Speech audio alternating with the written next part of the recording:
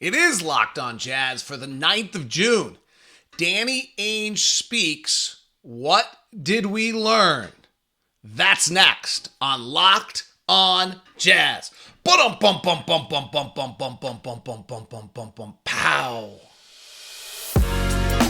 You are Locked On Jazz, your daily podcast on the Utah Jazz. Part of the Locked On Podcast Network, your team every day.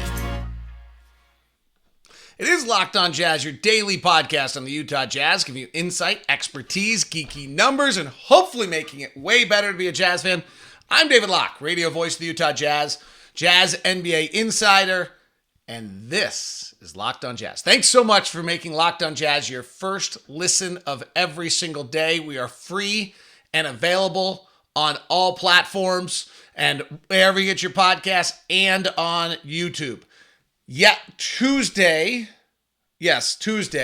I sat down with Danny Ainge for 17 minutes. The entire interview is available on YouTube at Utah Jazz account, worth listening to. We're going to grab 3 or 4 snippets of it today. What he's looking for, whether he wants a creative coach, whether he wants a detail-oriented coach, what he's really looking for, what he wants to find out in the interview process, whether he involves the players on the roster in the conversation. And then his last answer to me I thought might have been the most interesting because honestly, I asked one question, he answered something else a little bit, and I think that tells you where they are in the process. There are a plethora of candidates. He mentions in that interview that they are going to cast a wide net. Well, they have certainly done that. There's now a plethora of candidates that they have that they are going to talk to or that they are talking to. They include former head coaches Terry Stotts and Frank Vogel. They include former Utah Jazz assistants Alex Jensen, Johnny Bryant, and now Lamar Skeeter. They include assistant coaches around the NBA who have not been head coaches before. In the Bucks, Charles Lee, the Suns, Kevin Young, the Celtics, Will Hardy, Joe Mulenex out of Boston as well has been mentioned. So, and Chris Quinn in Miami. Chris Quinn, super interesting because of his time with the Heat in that culture, and Eric Spoelstra. So those are the names we're hearing. I will continue to update you, and we will spend more time as the weeks go on here in the process of talking about them and breaking down who each of them are. If Ainge said that last time the Jazz did this coaching search, it took 6 to 7 weeks, and that was kind of his expectation of what we might have here as well. So it's clear we don't have an immediate hire coming anytime soon. That's actually the last question that he answers that I thought was so interesting. So that's the plan, and that's where the Jazz are. We'll start breaking those down. I apologize. Yesterday's show, about 10 minutes in, then the internet just got wonky. I was definitely trying to get a lot of different things done. I'm back in the home studio. And so we'll dig back into it. Yesterday, one of the things I wanted to talk about was kind of who the Jazz staff is right now, most of which are probably, I think, still under contract because Quinn had years they usually match. And some really interesting people in that group that were being talked about. One of them now, Lamar Skeeter, also on the interview list for the Jazz. And then there's some others that are worth discussing. I'll try to get to that either today or tomorrow if I can. Not maybe as head coaches, but as who have kind of inside knowledge, know what's going on. You probably want them still involved. All right, one quick note from the NBA Finals last night. A few interesting notes. The Warriors are suddenly playing much more pick and roll than they did all of throughout the season. The Warriors are running about 20% more pick and roll plays than they did in the regular season. Their passes have gone down about 13%, from about 314 a game to 270. Their shot quality is actually about the same. So Boston's defense has altered them, and there'll be a lot of talk about Boston's defense because of that fourth quarter, but the Warriors are still getting about the same shot quality. Their offense is still pretty good. It's interesting to me is that neither defense, two best defensive teams in the league, have really become dominant yet in this series in any way. So that to me is a fairly interesting little development there in this series, that neither of these teams have been able to defensively put the clamps down the way I would have thought. Boston wins this game largely and maybe even exclusively because of offensive rebounding. They get 50% of their half-court misses back. That's a crazy number. And that's always been like the thought on how you beat up the Warriors is you do this, and Boston did it last night. 50% of their misses in the half-court were grabbed by the Warriors themselves. So that's pretty mammoth. A note on that one. So those are the 2 points statistically from last night's game that I would jump onto. All right, let's get to this interview. I'm going to actually just play you pieces of the YouTube clips.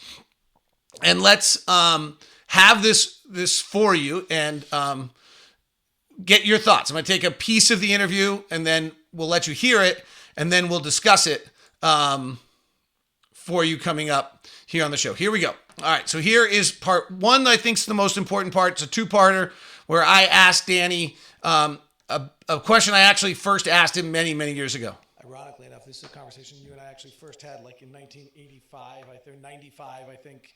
At a summer league in Utah, I asked you whether or not a head coach could be both very detailed-oriented and also very creative at the same time. Can someone have both those qualities at the same time? Detail and creative? Yeah, I think so. I think that,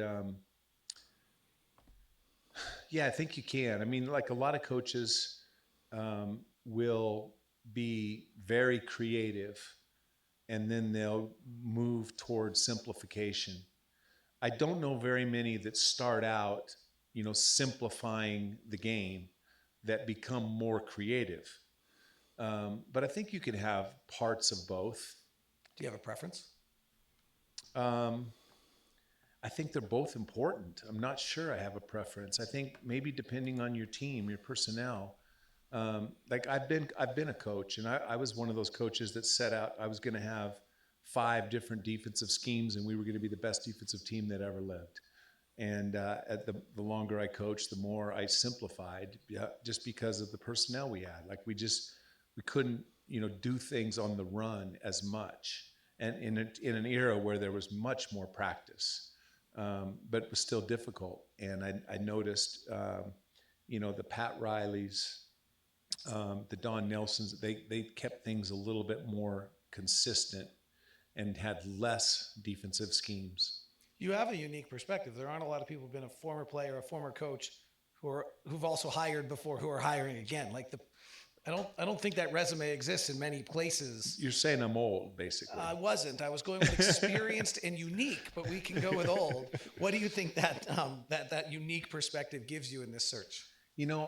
I've tried to think about that, like just in the last 24 hours. Like I've been thinking about all of the great coaches I've been around and all the great qualities and characteristics, and from Casey Jones and Rick Adelman and Paul Westphal. Like they were all fantastic coaches in different ways. And then the coaches those are the coaches I played for, but the coaches I've been an executive for, like Doc and Brad. And anyway, and then coaches that I've watched very closely, like Phil Jackson. Obviously, everybody's following Steve Kerr in their success over the last decade.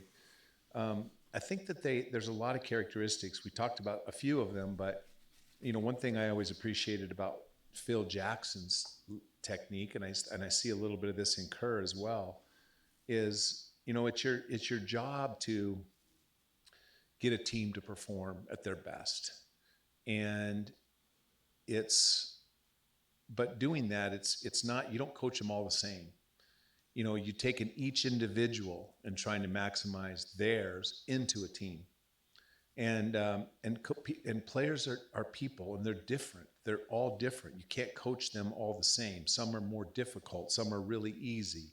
Some need to be taught to be more free. Some need to be, handcuffed a little bit and be taught to conform a little bit more. So being able to manage all of the personalities, especially on an NBA level where there's so much money and there's big egos and big dreams, and all-star appearances lead to millions more dollars, and it's complex. And you also have to be able to manage chaos. And everybody wants a beautifully run machine, but my NBA experience tells me that most of the great players and most of the great teams I've been around are mostly chaos. And so managing an entire organization, all that it entails, from medical staffs to training staffs to travel, which hotel you play in, and 17 players and their agents, you're managing a lot of chaos. And sometimes you have to focus on some of the chaos as opposed to just the basketball. It would be nice if I could just like concentrate on what offense we're going to run tonight for the game, but the job is much, much bigger than that. I thought that was probably the most important comment Danny Ainge makes in this entire interview.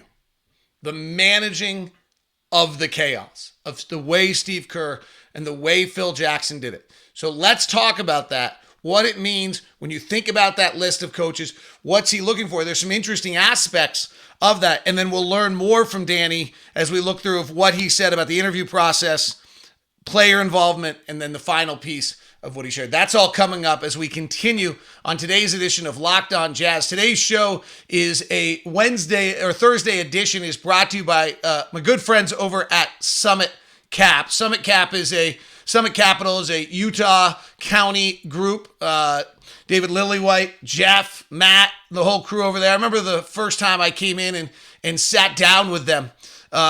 They invested in Locked On, is the backstory. And now they're looking for you or someone you might know for a unique investment. And I'll tell you about it. But the first time I walked in, Jeff's a big Locked On listener. And I could tell right away that this was not the venture capital group that was going to be driving me and forcing me on what my exit day is and when do we have to get out of this and all of, this, what's your exit strategy? And frankly, I didn't know any of those things. I didn't know what I was doing as a business owner and raising money and all that. And so it was just a great experience with Matt and Dave and Jeff. And I'm really buttering up David right now because his daughter and my daughter are playing in a match coming up here in like an hour. So I'm just being really nice to him so that, no, I'm just kidding. That is true. But anyway, Summit Cap is looking to provide capital for management seeking to buy out owners of businesses they work in. So you work in a business, the owner is kind of at one stage of their career, they're settled, they're doing well. You're looking at that business, you're like, we could do so much more with this. What could we do? And Summit's going to come in, give you the capital to be able to buy out the owner. The owner's happy. They're done. They got their out. And you guys work together to be able to build this company to the next step, and then everybody really wins it. Also, owners just seeking to sell their business or entrepreneurs seeking more capital. Good people, really down to earth. They're not going to sit there and hammer you about, well, fine, we're going to do this, but we have to be out in 8 months. We have to be out some artificial, ridiculous timeline that ruins your whole essence of business. That's not who they've been at all. They invest long-term. They were great. They were stunned when we told them and we were selling, and they were happy as could be. So just good people. Reach out to Matt specifically at 801-796-2033. You can text them at 801-796-2033, or you can email lockedonjazz@summitcaputah.com. That's lockedonjazz@summitcaputah.com. I have taken a bunch of emails. If you're driving right now or you're listening and you can't remember that, feel free just to email me and I'll set you guys up. Today's show is also brought to you by Sakara. Feeling your best starts with what you eat. Sakara helps you live a healthy, balanced lifestyle and truly enjoy it with delicious, plant-rich, transformational nutrition that builds a foundation for living in your best body. Now is the time to seek wellness, joy, and abundance in all areas of your life. That starts with what you eat, now your body feels. So Sakara makes you nutritious, dense meals, snacks, and supplements that nourish your body without ever sacrificing taste or quality. Looking and feeling your best should not mean deprivation. Instead, choose joy and abundance. Sakara's organic, plant-rich, transformational nutritional games are designed to help you cultivate body intelligence. Sakara is a wellness company anchored in food as medicine on a mission to nourish your body through the power of plants. Sakara gives you what you need to live with organic, ready-to-eat meal delivery program, functional wellness essential. Check it out. Right now, we're getting 20% off your first order when you go to sakara.com/lockedon20. That's sakara.com/lockedon20. Make sure you enter lockedon20 at checkout. sakara.com/lockedon20. You get 20% off your first order. Thanks very much for making Locked On Jazz your first listen today. Locked On NBA Big Board is a great second listen for you to get ready for the draft. Okay.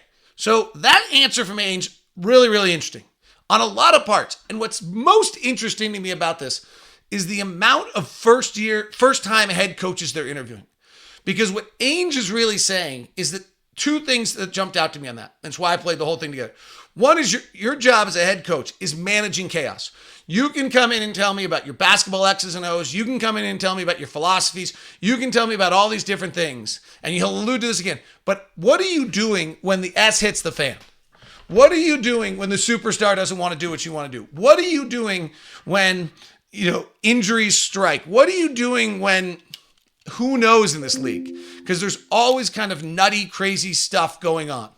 What are you doing in those circumstances? How are you getting through, as Rudy Tomjanovich used to talk about, the 3 storms in a season? Rudy Tomjanovich used to say that every season has 3 storms, and he wants to have guys on his roster that could handle the storms. Our team last year, fair to say, may have gone through a storm against the Clippers, and they never got out of that hurricane. They just never fought out of that storm. How do you get through those storms if you're the head coach, is what Ainge is saying. You might want to be working on your X's and O's, but really you're going to be working on dealing with the chaos at all times and managing that chaos. And how do you figure it out?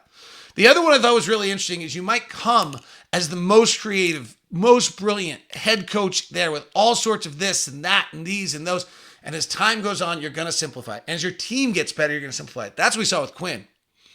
When he had a team that was Trey Burke and I don't even remember those pieces that weren't very good, then he was doing all sorts of different items in which he was trying to trick the other team. But as the team got better and the team got better, he did less and less and less because of the fact that you just have players that are making plays.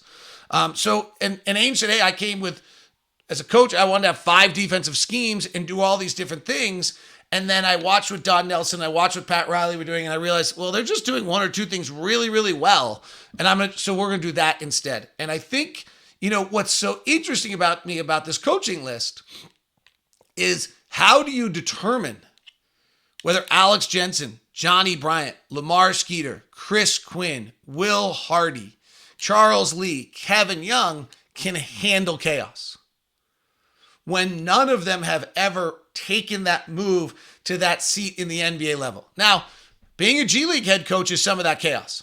Kevin Young and Alex Jensen have both been G League head coaches because that chaos is your roster's changing all the time. You're trying to get guys to buy in who have no interest in being part of a team. They're just trying to make the league. There's a different chaos to being a G League head coach that some of those guys have experienced. Does that tell you enough on that? So that's a really, really interesting kind of mix and match here that certainly you want Frank Vogel to talk about chaos. He's pretty well aware of chaos. You want Terry Stotts to talk about chaos. He dealt with the LaMarcus Aldridge, Damian Lillard problems that they had in Portland that when LaMarcus finally decides he wants out, for various ridiculous or legitimate reasons, depending your point of view.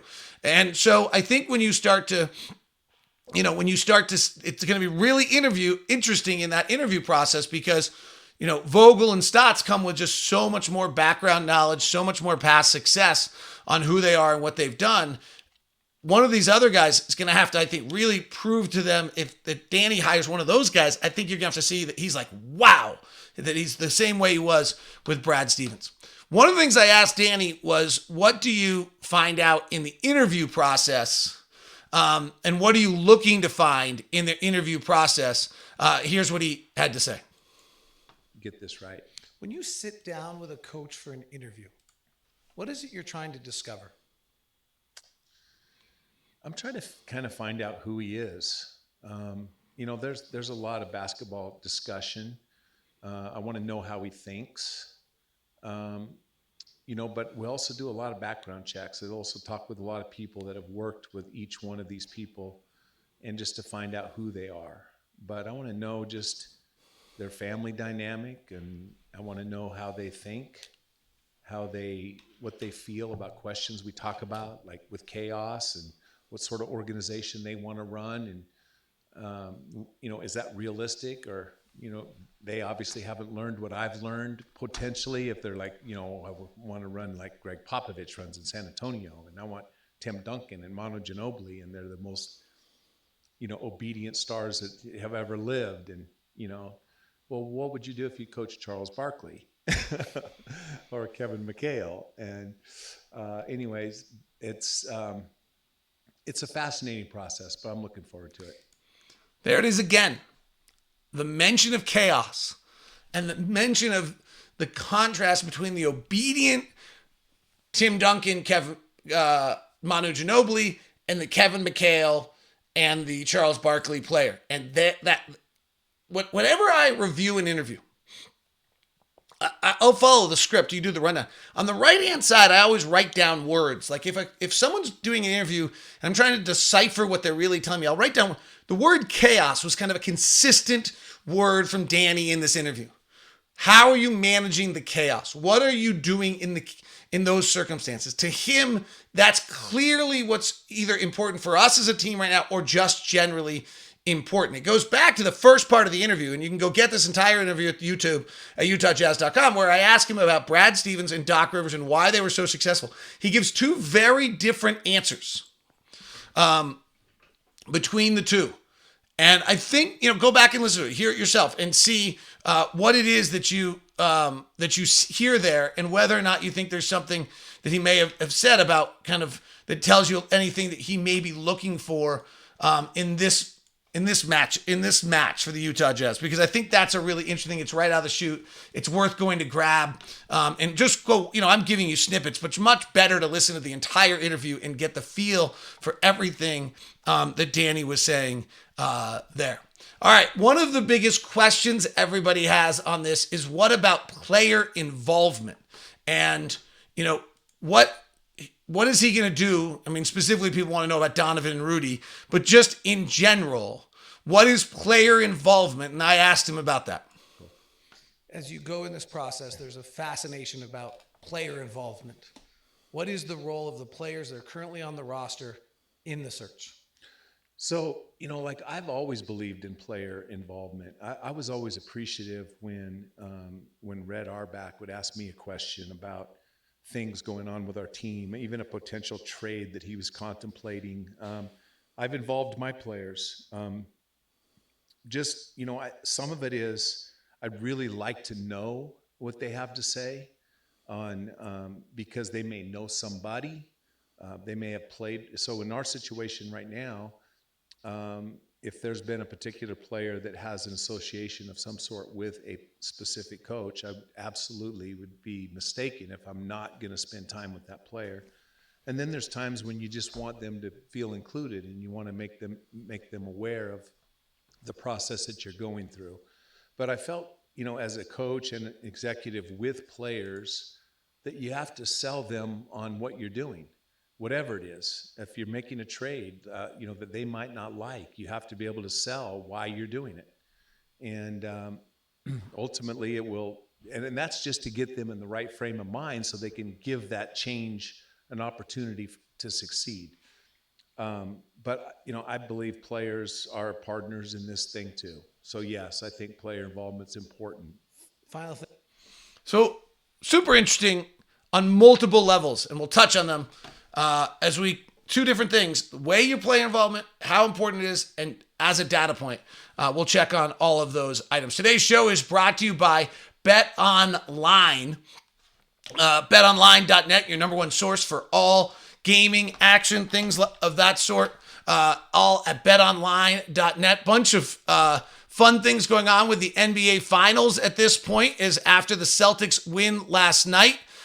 If you still believe in the Warriors, you can get the Warriors at plus 190. The Celtics are at minus 220 now. Celtics are a 4-point favorite for game 4 coming up here tomorrow. NBA series props. They have all sorts of fun aspects to it. Whether if you think the Warriors are going to win this in 7, you can get that at plus 300. Warriors at 6 is plus 700. Series spread, total games, all sorts of fun items there. By the way, if you want to have real fun, the Lakers, they have the over-under win set at 46.5 for the Lakers. A lot of fun things going on over at BetOnline, where the game begins. Today's show is also brought to you by Rock Auto. Why would you pay 30, 50, or 100% more for the same parts from a chain store or a car dealership, Rock Auto is here to take care of you. With their old school, easy to navigate website, it is the solution for all your auto part needs. Check it out, whether it's brake parts, tail lamps, even new carpet, windshield wipers, whatever it might be. Rock Auto's prices are reliably low for every single customer. Go to rockauto.com right now, see all the parts available for your car or truck, right? Locked On in the How'd You Hear About Us section, and you'll make sure you put in Locked On in the How'd You Hear About Us section. It's Rock Auto. It's amazing selection. It's reliably low prices. It's all the parts your car will ever need. It's rockauto.com. So Danny Ainge, by the way, if you have not gone to lockedonpodcast.com/survey, we do need you to do that. If you please could, thank you very much. Rebecca emailed me and said she's already done it. If any of you else have, I really appreciate it. Takes about 10 minutes, gives you a chance to win a $100 gift card to Ticketmaster, and it's lockedonpodcast.com/survey to take the survey, update us on what you think, see what we might be able to do for you in the future. It helps us make a lot of decisions and see what you want. And you guys have built this network, so I appreciate it. All right, so Danny's talking about player involvement. And to me, there were three things. Danny's a player. Core of all of Danny is that he was a player. Great one. And so, yeah, there's going to be player involvement. You're not going to do this search out in a silo and go do the head coaching and then inform the players that this is what they get, regardless of what they want or not. Two, players are incredible data points. If Donovan Mitchell is, in fact, pro the Johnny Bryant, why? What is it you like about Johnny Bryant? Why do you think Johnny Bryant would resonate to the whole team? Interview Donovan Mitchell about Johnny Bryant. If Rudy Gobert is pro Lamar Skeeter, why? What is it about Lamar Skeeter? Why do you think this guy who didn't play in the NBA and didn't play high-profile college, coming up through the scouting ranks, is actually a secret, brilliant coach, who might be able to do some things? It's the same way that if you're looking at Alex Jensen or you're looking at Johnny Bryant, you should probably be talking to Lamar Skeeter, who is an assistant coach and knows them both very, very well. You should be talking to Vince Lagarza. You should be talking to Brian Bailey. They're a data point. They're a super important data point. Probably no different than anything else in life. You got to make sure how you ask the questions right.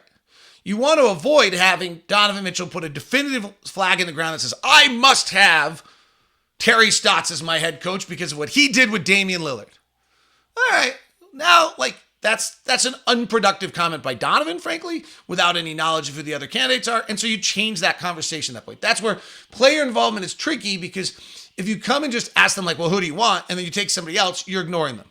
But if you involve them and talk to them and communicate with them like they're humans and ask them questions, then it can only be valuable. They're the most important data point in some ways. What is it that I'm tight with Donovan and CJ McCollum do stuff together. What does CJ say about Terry Stotts? Right? Is Donovan tight with anyone on the Lakers? Off the top of my head, I can't think of, who it would be, but what do they say about Frank Vogel? What did they say went wrong in LA last year? What do they say went wrong in Orlando? What do they say went right in Indiana? What do the players say? Players talk, players communicate, players explain. Not involving the players would be ignoring a massive data point. If you know anything about me, I believe in the data points, right? I think analytics are super important as a data point in the collection of things you're looking at when you're building a team, a roster, how you're running your plays, doing other things. It's a piece of the puzzle. Player involvement in the coaching search is the exact same. You don't want your player to pick the head coach, right? You don't you're trying to avoid that, but because otherwise, what are you doing with your job? And frankly, I'm not sure players understand the own chaos that Dana keeps talking about that they create. But not involving them? Insanity. Donovan, Chris Quinn. Does Donovan know somebody in Miami? Like Chris Quinn, Dwayne Wade's got incredible insight on Chris Quinn. So you're talking to Dwayne Wade about Chris Quinn, Miami assistant. Who in Milwaukee do people know that Charles Lee is around? And what is he like? Brian Bailey, current Jazz assistant, I think might have been at Bucknell with Charles Lee. Well, let's find out what he was like as a player. That's the background stuff that Danny was talking about. So all of those things kind of play together into this. All right, the last thing I talked to, and so of course you have player involvement. And Danny said it perfectly, the way you're going to have player involvement. You're good, and you've got to, and I thought the other thing he said is so brilliant. You've got to sell them. You've got to make them believe. That's no different than what I do every day as CEO of Locked On. Our staff has to believe in what we're building and what we're trying to do. If they don't believe in it, they're not going to work. They're not going to do what's hard. This is all of these things, life, job, everything. These things are hard. If you don't believe what you're doing, you're not going to do them. You're not going to do them well, certainly. All right, the last thing I thought was interesting, because I ask one question and I get a different answer. And that's the other thing when I chart an interview. When someone answers something different than what was asked, it's something they want out there as a message. They're showing it with how wide they're throwing their net. But I thought this was really interesting as kind of the last piece of this puzzle in this conversation with Danny Ainge. Thing for you. I would look back at the hiring of Brad Stevens and read a bunch of the articles about it. And it was a stunner at the time. In fact, there hadn't been a lot of college coaches that had NBA success. So it was a little out of the box. Quinn followed then as a former college and pro assistant. But there had not been a lot of singular college coaches. Is there has the game changed in a way that there's another out of the box move or something different than the traditional hiring that you have in your head right now as you start the search? Well, so one thing that's different now is, when I was in those hires, I was out on the road all the time. I mean, I had a special relationship with Doc Rivers as a former opponent of his in very heated physical game, 7-game battles with Atlanta. I was able to work television and spend time with Doc before playoff games and talk to him through what he was going through. And I developed a really good relationship, and I was able to watch and observe so much that he was doing. And then with Brad, I was able to watch practices and games and watch how he was able to change and execute a completely different game plan in an NCAA tournament from one game to another with very little practice time and get a bunch of college kids to execute that way. And I was especially impressed. So I remember standing with our owner, who was a big Duke grad, Steve Paliuca, in Boston. And I was sitting at the national championship game with Duke and Butler. And I told him from across we're sitting on the front row, and I said, as they went to shake hands, I said, "There's the best coach in college basketball." And he goes, "Oh yeah, Coach K is the best coach ever, maybe." And I said, "No, Brad Stevens is the best coach in college basketball." And I was teasing with him a little bit at the time, but I was so impressed with what Brad had done. This was a year or two before, the time came up. But, because I haven't been on the road lately because of COVID, and I don't have that television relationship with as many coaches, it's not the same. So that's why I'm going to spend more time where in the last two hires, those were my first choice guys, and let's see if we can get them, where I don't have that this time. There's a lot of guys. That's the most interesting thing he said. The chaos thing is probably also. But to me, maybe the most interesting thing he said, I don't have a first choice. And we can see it. Stotts, Vogel, Jensen, Bryant, Skeeter, Quinn, Chris Quinn. How weird we go from Quinn to Quinn. Chris Quinn, Charles Lee, Kevin Young, Joe Mullenix, different. Will Hardy, different. Wide-ranging. Huge depth in who they're talking to. And I think Danny's aware. The other one is no question who's running this thing. One of the truly unique people in the history of the NBA. Player, also Major League Baseball player, incredible. TV announcer, general manager, done it all, is running this search. He seems pretty complete control, comfortable in that. That would be the other maybe biggest takeaway. The two biggest comments, I think, are the chaos. It comes up multiple times. Player involvement, he answers in the right way because he's been there and he is a player. It's a new search. There's a lot of research he has to do, and he's in it. He's in deep. One of the most truly exceptional people of the NBA is in deep. I think that's as important as anything else out of this. That is Locked On Jazz today. We'll start breaking down the candidates. We'll do the rest back with you tomorrow. Friday, I like to do questions. Send me a question at hashtag AskLOJ. I want to try something. Send me a question with hashtag AskLOJ.